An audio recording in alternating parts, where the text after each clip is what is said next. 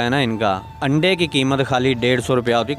बाकी अंडा 10 रुपए 20 रुपए का, इसका एक अंडा 150 रुपए का कम से कम 150 का सेल होगा। रखें 2 3 4 से स्टार्ट लें, इंशाल्लाह ताला उनको ऐसा लगाव होगा, क्योंकि ये हमारे नबियों पैगंबरों के ये काम किया है, बकरियां चराई हैं। इनमें मैं बड़ी ज़िम्मेदारी से कह रहा हूँ कि इनमें लॉस नहीं है। अगर अस्सलाम वालेकुम नाज़रीन, आप देख रहे हैं 44 टीवी। मैं आपका मेज़बान सरदार जुवेदा शडोगर। तो हम इस वक्त मौजूद हैं कसूर में, और कसूर का आपको एक ऐसा नौजवान दिखाने जा रहे हैं जिसने मुर्गों का सफ़र यानी कि बिज़नेस किया, मुर्गों का फार्म बनाया। फार्म भी कैसा बनाया कि अपने घर की छत पर ही छोटा सा यानी कि फार्म से स्टार्ट किया, चंद मुर्गियों से ये कारोबार शुरू किया। तो उसके बाद अल्हम्दुलिल्लाह अब बकरों का फार्म है, मुर्गियों का फार्म है। तो मुर्गों से लेकर बकरों तक का सफ़र कैसे तय कि कैसे शौक़ पैदा हुआ और अब तक कितना बिज़नेस कर लिया। अस्सलाम वालेकुम। वालेकुम अस्सलाम। गफ़ार भैया, आप हमें ये बताइएगा कितनी देर पहले आपको शौक़ पैदा होता है कि मैं घर में मुर्गी फार्म बनाना है, तो कब से आपने ये आगाज़ किया? ये भाई तकरीबन 3 साल पहले की बात है कि जब बच्चों ने ना छोटे छोटे चूज़े लिए थे घर में रखने। बच्चों का शौक़ था। बच्चों का शौक़ था, बच्चों ने छोटे छोटे चूज़े लिए थे। फिर उनको खिलाते खिलाते जब वो बड़े हुए तो फिर उनसे शौक़ पैदा हुआ कि यार ये ठीक है। बाद में वो 10 बच्चे लिए थे, जिनमें से 4 रखे तो बाकी सेल भी अच्छी कीमत पे हो गए माशाल्लाह। तो अब जो आपने ये मुर्गे रखे हुए हैं माशाल्लाह, ये कौन सी नस्ल के मुर्गे हैं? ये जो है ना, ये सारे असील नस्ल के मुर्गे हैं। अच्छा, सील नस्ल के मुर्गे हैं। नस्ल के मुर्गे हैं, क्योंकि असील नस्ल है ना जो प्रॉफिट यही आपको देती है ज़्यादा। बाकी जो है ना दूसरी नस्लें वो फीड महंगी होने की वजह से ना कम प्रॉफिट देती हैं। इन पे मेहनत वही होती है लेकिन ये प्रॉफिट देती हैं। कीमत अच्छी। एक मुर्गे की अगर बात की जाए, जो यहाँ पर आपके पास मुर्गे मौजूद हैं, तो एक मुर्गे की कितनी कीमत होगी? ये जब अंडा होता है ना, इनका अंडे की कीमत खाली 150 रुपया होती। बाकी अंडा 10 रुपए 20 रुपए का, इसका एक अंडा 150 रुपए का कम से कम 150 का सेल होगा। जैसे ही वो बच्चे में कन्वर्ट होगा, बच्चा निकलेगा, एक दिन का बच्चा इसका 700 रुपये का कम से कम सेल होगा। एक दिन का बच्चा 700 रुपये 100 का। दूसरी नस्ल का आप देखेंगे तो वो बहुत कम सेल होगा उसमें तो पैसे। मगर जो अभी बड़ा मुर्गा, वो वाइट वाला जो मुर्गा है, बड़ा मुर्गा, उसकी क्या कीमत होगी? उसकी कीमत अगर मैं ना लगाऊं, किसी को कहूं कि आप इसे ख़रीद लें, वो ख़रीदने के लिए आएगा तो कम से कम उसकी 7,000 रुपये कीमत लगाएगा। 7,000 की? 7,000 में मुझे दे दें। हाँ, मैं अगर उससे 10 भी मांगता हूं तो वो 7 मुँह से कहेगा कि यार 7 का मुझे दे दो। अच्छा, तो उसके बाद कितनी देर आपने ये कारोबार मुर्गों का किया? तो उसके बाद कैसे तरक्की की? आपके दिल में ख्याल आता है कि मैं मुर्गों के साथ साथ बकरों का भी कारोबार कर लूँ? वो ना इस तरह से है कि पहले मैंने ऑस्ट्रेलो मुर्गियाँ रखी थी, वो 400 रखी थी। जैसे मैंने आपको बताया ना कि शौक़ मुझे पैदा हो चुका था, लेकिन जब मैंने प्रॉफिट देखी ना गोल्डन मिस्री में और ऑस्ट्रेलो में, तो उनमें प्रॉफिट बहुत थोड़ी थी। फिर मैंने उनको सेल कर दिया। ये असील मुर्गे रखे, ये 2 साल पहले की बात है। तो फिर असील मुर्गों ने जो है ना मुझे प्रॉफिट दी। जब वो बड़े हुए मैंने उनमें से आधे सेल किए, क्योंकि ये ऐसे होते हैं कि आपस में इकट्ठे नहीं रह सकते। मेरे पास जगह थोड़ी थी। उसके बाद फिर मैंने ये केज बनाए। तो उस वक्त मुझे इनका शौक़ पैदा हुआ। जब मैंने इनको रखा तो इन्होंने मुझे प्रॉफिट देना शुरू कर दी, और जैसे इन्होंने मुझे प्रॉफिट दी तो मैंने कुर्बानी के लिए 2 बकरे लाए थे। और जब बकरों पे मैंने देखा तो एक बकरा कुर्बानी किया, दूसरा बकरा मैंने सेल किया, तो उसने इनसे भी ज़्यादा प्रॉफिट दी। तो फिर मैंने ये अंदाज़ा लगाया कि मेहनत तो इन पे होनी है। मैंने दाना तो इनको डालना है, तो इनके साथ इनको भी चारा वगैरह डालता हूँ। तो फिर मैंने बकरे भी, आप अभी देख सकते हैं कि बकरे मैंने अभी 6 बकरे हैं। ये 10 बकरे थे, 4 मैंने सेल कर। माशाल्लाह, बकरे भी ऐसे जो बहुत यानी कि सेहतमंद हैं, ताकतवर बकरे हैं। तो ये जो बकरे हैं, ये आपने यानी कि छोटे छोटे बच्चे ख़रीदे हैं?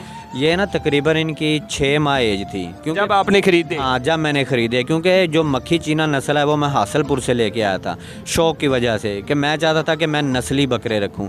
क्योंकि कोई भी चीज़ है, जैसे मुर्गियों में असील है ना, तो बकरों में भी नस्ली है। अगर आप नस्ली रखते हैं तो वो आपको प्रॉफिट देते हैं। तो बकरे की कितनी नस्लें हैं जिनका आपको इल्म है कि कौन सी नस्ल अच्छी होती है?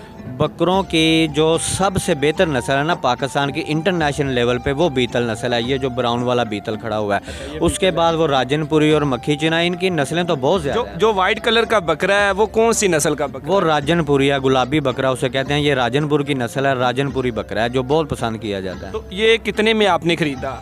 ये उस वक्त मैंने 37,000 में ख़रीदा था। 6 माह का बच्चा। 6 माह का बच्चा 37,000 का। तो अभी अगर आपको फ़रोख्त करने के लिए बोल दिया जाए तो आप कितने में ये बकरा फ़रोख्त वो ये मैंने ना असल में कुर्बानी के लिए रखा है, लेकिन भाई कहते हैं जो देखने आते हैं, हाँ, तो वो खुद ब खुद ही रेट लगाते हैं। वो एक भाई ने ईद पे मुझसे कहा था कि यार 1,20,000 का दे दो, अभी इसका 2 लाख मुझे कह रहे हैं कि यार 2 लाख में दे दो, लेकिन ये अभी 2 दांत बच्चा है, ये अभी और भी बड़ा होगा इससे, तो इनकी प्रॉफिट ज़्यादा सही आती है प्रॉफिट में। तो उसके बाद आपने मुर्गों से लेकर ये बकरों तक का सफ़र माशाल्लाह बहुत ही तरक्कीदा सफ़र है, वो भी एक छोटी सी छत पर आपने ये कारोबार किया, ये बहुत मुनाफा बख्श भी कारोबार है।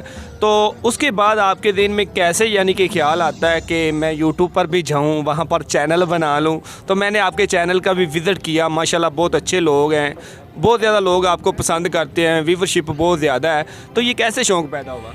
ये ना असल में मैं मंडियों में जब बकरे ख़रीदने के लिए गया था ना, मैं सही आपको सच्ची बात बताऊंगा, वहाँ पे मैंने ना डॉज धोखा बहुत देखा है कि लोग बकरा शौक़ के लिए लेने जाते हैं, लेकिन उनको जो मिक्स ब्रीड होती है ना, जो बड़ा होने वाला नहीं है, वो दे देते हैं। तब मैंने सोचा कि मैं यूट्यूब चैनल बनाता हूँ, फिर मैंने गफ़ार नॉलेज टीवी के नाम से चैनल बनाया। मंडियों का मैं विज़िट करता हूँ ताकि लोगों के सामने हक़ाइक़ आ सकें, सिर्फ़ इसीलिए मैंने बनाया था कि लोग इस चीज़ को समझ सकें कि असल ब्रीड कौन सी है और किस तरह से मंडियों से बकरा ख़रीदना और किन लोगों से ख़रीदना है। तो लास्ट में 44 टीवी के देखने वालों को ये भी बता दीजिएगा, जब वो बकरा ख़रीदने के लिए जाएँ तो उनको किन चीज़ों का ख्याल रखना चाहिए? अगर वो बकरा ख़रीदने के लिए जाते हैं ना, तो इसके लिए ज़रूरी नहीं होता है कि वो किसी को साथ लेके जाएं। सबसे पहले तो वो 2-3 दफ़ा मंडी का विज़िट करें, जाके देखें कि कौन सी असल ब्रीड है, कौन सी 2 नंबर ब्रीड है, और वो असल ब्रीड की पहचान करके तो फिर जाके मंडी में ख़रीदें। अपनी मर्ज़ी के मुताबिक किसी के कहने पे ना जाएं, ना किसी को साथ लेके जाएं कि भाई हमें ले दो, कमीशन आप ले लेना। वो अगले बंदों से भी मिला होता है। आप ख़ुद ख़रीदें, पहचान करने की कोशिश करें मंडियों का विज़िट करके, फिर आप ख़रीदारी करें। तो लास्ट में आप नौजवान को क्या मैसेज देना चाहेंगे, नौजवान नस्ल को? मैंने देखा है कि नौजवान नस्ल के पास बहुत ज़्यादा टाइम भी होता है, मगर फिर भी वो वारागर्दी में यानी कि वक्त गुजारते हैं, तो बिज़नेस के हवाले से आप क्या उनको मैसेज देना चाहेंगे? बिज़नेस के हवाले से तो भाई मैं उनको यही मैसेज दूंगा कि अगर तो उनके पास सरमाया है तो डायरेक्ट बकरे लेके आएँ, नस्ली बकरे रखें, 2, 3, 4 से स्टार्ट लें। इंशाल्लाह ताला उनको ऐसा लगाव होगा, क्योंकि ये हमारे नबियों पैगंबरों के ये काम किया है, बकरियां चराई हैं। इनमें मैं बड़ी ज़िम्मेदारी से कह रहा हूँ कि इनमें लॉस नहीं है अगर आप नस्ली पे काम करते हैं। अगर सरमाया नहीं है तो आप मुर्गियों से स्टार्ट ले लें, आप असील मुर्गे रखें, उनके अंडे लें, उनके बच्चे लें, बेचें और बकरे ले आएँ, इंशाल्लाह आप ज़रूर कामयाब हो। माशाल्लाह बहुत खूब। अच्छा, लास्ट में आप ये भी बता दीजिएगा, बकरों को आप खुराक में क्या क्या देते हैं? बकरों को ना खुराक में ये सुबह शाम तो इनको सूखा चारा दिया जाता है, जो कि छिलके वगैरह तो हैं चने के, सोयाबीन के, ये छिलके ये ऐसा ऐसा पता चल जाता है जब बंदा दुकान पे जाता है। मेरी वीडियो में भी सारा मैंने डिटेल बताई है। और दोपहर के टाइम इनको सब्ज़ चारा देते हैं। जितना आप इनको खुशक चारे पे लेके आएंगे ना, इनकी सेहत ठीक रहेगी, ये मेंगने वगैरह हर ठीक ठाक करेंगे और ये सेहतमंद भी रहेंगे। जी नादरीन, आपने देखा अब्दुल गफ़ार भाई हमारे पास से। अब्दुल गफ़ार भाई का कहना है कि मैंने जब स्टार्ट किया तो मुर्गों से स्टार्ट किया, अल्हम्दुलिल्लाह छोटे से घर में एक यानी कि बड़ा यानी कि बिज़नेस शुरू कर दिया। मुर्गों से इतना यानी कि बचत आई, इतनी बचत आने के बाद यानी कि बकरों का यानी कि कारोबार कर लिया। तो अल्हम्दुलिल्लाह इनके पास बड़ी तादाद में बकरे तो नहीं मगर कम हैं और नस्ली हैं और बहुत ज़्यादा यानी कि कीमतदार बकरे हैं। तो देखने वालों को यकीनन इससे बहुत ज़्यादा फ़ायदा होगा कि ये कारोबार कितना मुनाफा बख्श है। तो इसी के साथ अपने मेज़बान सरदार जुवेदा शडोगर को दीजिए इजाज़त। अल्लाह निगहबान।